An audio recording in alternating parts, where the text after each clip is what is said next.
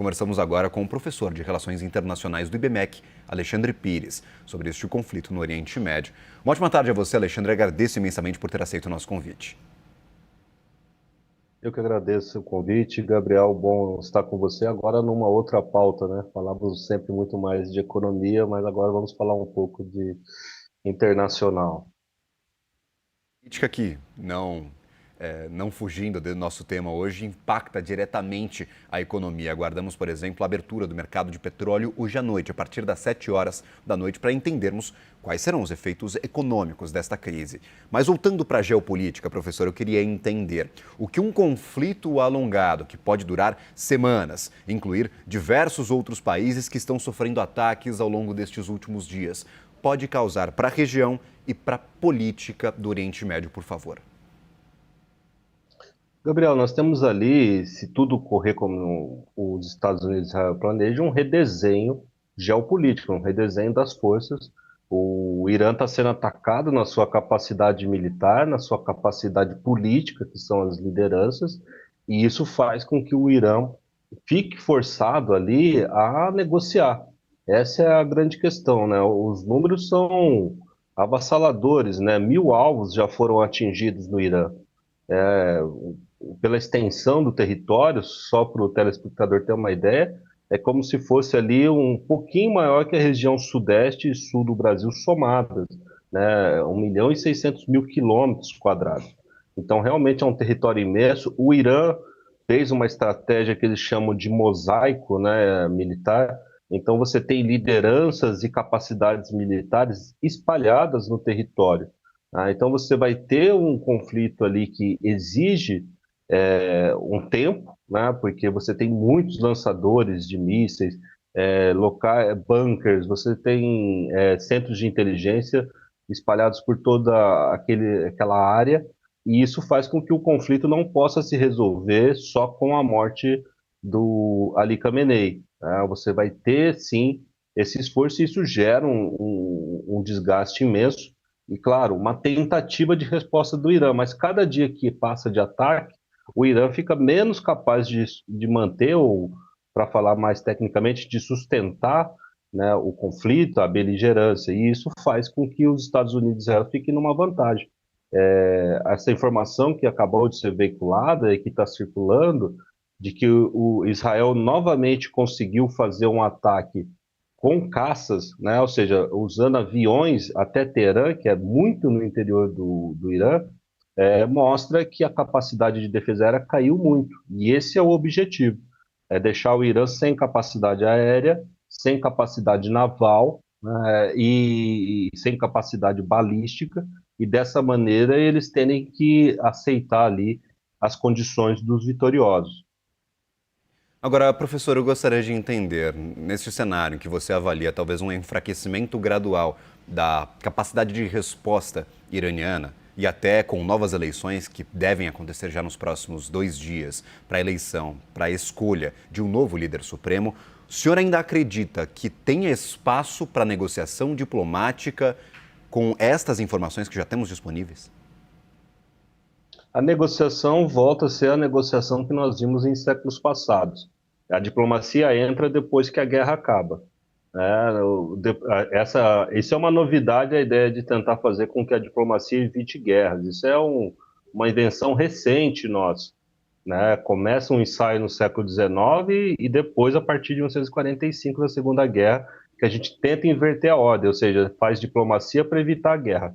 Voltamos aí a algumas casas do processo diplomático. Agora, os Estados Unidos e o Israel se impõem pela força, e aí eles forçam uma negociação, né? Aí a diplomacia entra em cena para definir os termos de paz. E isso que nós estamos assistindo no mundo é uma virada, né? Ou seja, nós estamos realmente entrando numa nova era. Mas o grande ponto, Gabriel, quando um país como o Irã, que é extremamente avançado em termos militares e também em drones, não consegue oferecer uma resistência, nós já notamos que hoje, eu falava isso ontem, né? O Irã fez a mesma coisa no passado. No primeiro dia ele tinha muita capacidade de resposta, no segundo dia e nos dias seguintes da guerra ali de 12 dias, ele já não consegue manter a mesma capacidade de resposta. É o que já aconteceu hoje. Ele está mirando alvos sensíveis, alvos civis, enquanto que Israel e Estados Unidos continuam com a mesma capacidade. Então, ele vai sendo empurrado para a mesa de negociação, e isso vai entrar na conta deles, Gabriel, para a escolha das próximas lideranças, inclusive, talvez, um líder supremo, digamos, mais disposto a conversar. Perfeito. E o quão essa figura do próximo líder supremo será importante para a resolução ou não deste conflito, professor? Nós temos aqui alguns nomes que estão sendo pleiteados, estudados para ocuparem este cargo. Falaremos sobre eles em instantes aqui no Agora CNN, mas eu gostaria de entender se essa mudança de perfil político pode alterar as negociações, como você nos diz. Talvez um nome um pouco mais negociador.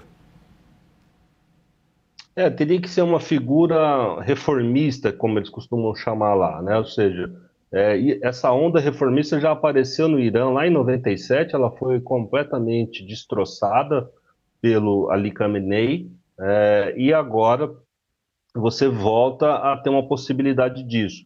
Nós temos que lembrar que esse líder supremo ele é uma figura político e religiosa, e ele move, né, ele simboliza as massas, então é difícil imaginar que eles vão encontrar uma figura que não tem uma visão radicalizada. E as próprias lideranças que falaram hoje pela manhã, você acompanhou bem, pediram vingança, pediram retaliação, clamaram para que os xiitas vinguem, né, o Khamenei. Então, o Irã é muito radicalizado no seu topo, na sua elite. O Larijani, que é quem estava com esse papel político colocado pelo próprio Khamenei, ele seria talvez uma figura com uma visão pragmática, mas ao mesmo tempo foi ele que foi lá e reprimiu completamente aquelas manifestações. Então, quem será, nós não sabemos. E talvez qualquer um que entre, Gabriel, vire um alvo, né, de assassinato. Agora, professor, há alguém, algum perfil, país, instituição, organização que teria capacidade real de mediar as negociações para o fim deste conflito? Hoje eu acredito que não. Oman estava fazendo um papel de mediação, mas as conversas eram extremamente difíceis, porque é o que nós chamamos ali de diplomacia indireta, né? Estados Unidos falava com Oman, Oman falava com o Irã, Irã falava com Oman, Oman falava com... Isso sentados, digamos, um numa sala, outro na outra, né? Ou seja, você precisaria de muito mais abertura diplomática. E temos que lembrar o seguinte: não vai haver um processo de negociação com o governo Trump e nem com o governo Netanyahu. O que vai ter é a imposição dos termos, né? Ou seja, saindo vitoriosos, Israel e Estados Unidos, eles vão impor os termos, como fizeram na Venezuela, né? Ou seja, eles querem impor os termos. Olha, vocês têm que fazer essas reformas, liberar tais pessoas, abrir os poços de petróleo para comércio e assim por diante. O Irã, que tem esse orgulho nacional e tem um Estado muito bem estruturado, sofre para aceitar uma situação dessa. Então, é só numa situação em que eles não tenham nenhuma capacidade de resposta e não aguentem mais bombardeios e algo assim, é que eles talvez vão estar dispostos a ouvir os americanos, né? Ou seja, a ideia aí dos Estados Unidos não é diferente da que ele teve para a Venezuela, é realmente ter um controle, uma dominância ali desse território.